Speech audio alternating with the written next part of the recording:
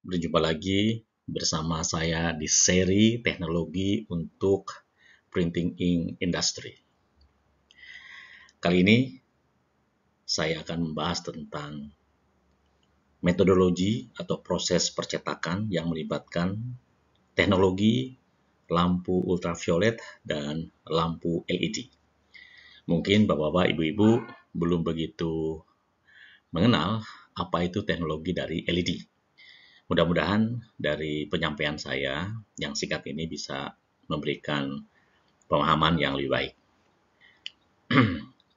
Jadi judulnya kali ini adalah UV LED retrofit.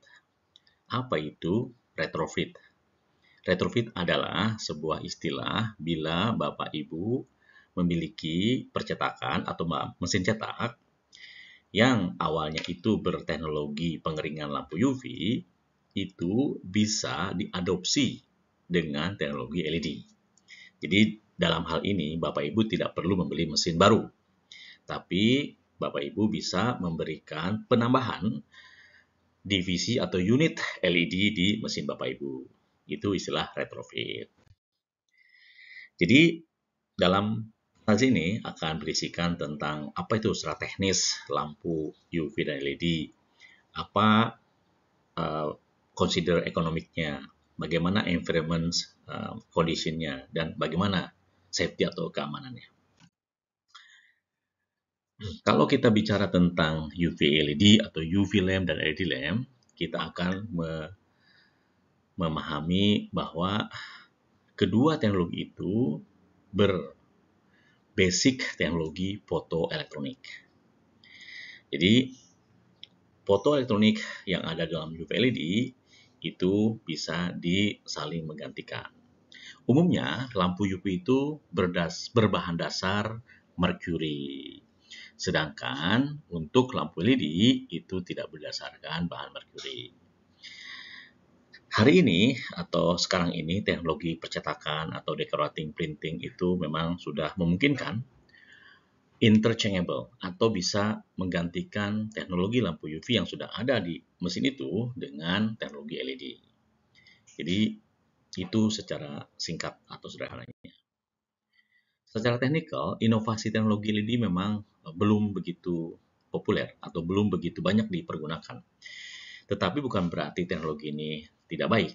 Mungkin karena inovasi ini memerlukan biaya investasi yang lumayan lebih tinggi dibanding lampu UV secara short term. Tapi untuk long term sebenarnya teknologi ini bisa memberikan produktivitas yang tinggi sehingga meningkatkan penjualan Bapak Ibu dalam produk-produk yang perlu inovasi. Terus yang berikutnya adalah spare part itu compact dalam LED itu. Jadi dalam satu unit itu lampu LED itu sudah compact. Jadi tidak memerlukan lagi reflektor yang biasanya dipakai untuk lampu UV.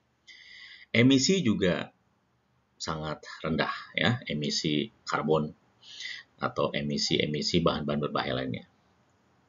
Terus lampu UV LED ini bisa langsung dioperasikan once Bapak Ibu shift on operatingnya dan memerlukan less maintenance. Mungkin saya tidak bilang no ya, tapi less maintenance.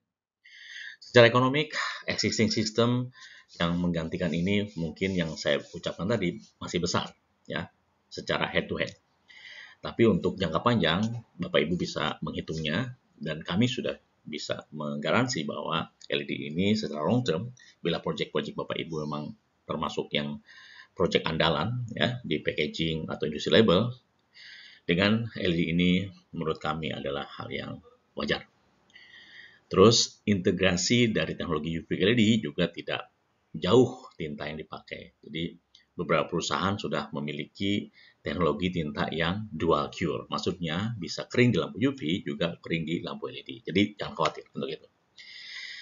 Untuk investasi ini memang kita masih berpikir bahwa ini belum populer karena masih terbatasnya pemakaian lampu LED sehingga supplier lampu LED pun mungkin masih terbatas. Tapi saya yakin dengan berjalannya waktu teknologi-teknologi dari China, dari Taiwan itu siap menggantikan pasar LED yang datang dari Eropa atau dari Amerika.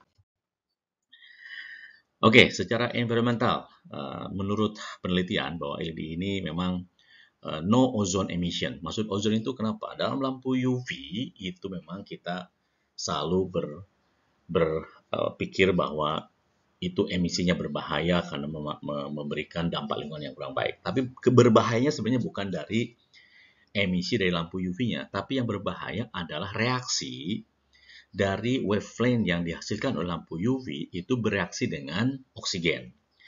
Saya memang tidak memberikan gambaran di sini bagaimana reaksinya, tapi menurut penelitian bahwa lampu UVC itu kalau bereaksi dengan oksigen berbentuk ozon. Nah, inilah yang dikhawatirkan memperbanyak emisi ozon, ya. Tapi di lampu LED karena memang tidak atau memang tidak memakai wavelength yang C, jadi creating ozone itu tidak ada, ya. Itu yang kenapa dibilang bahwa less emisi. Terus masalah low heat emission. Memang betul secara fisik lampu UV itu memang lebih panas dibanding lampu LED.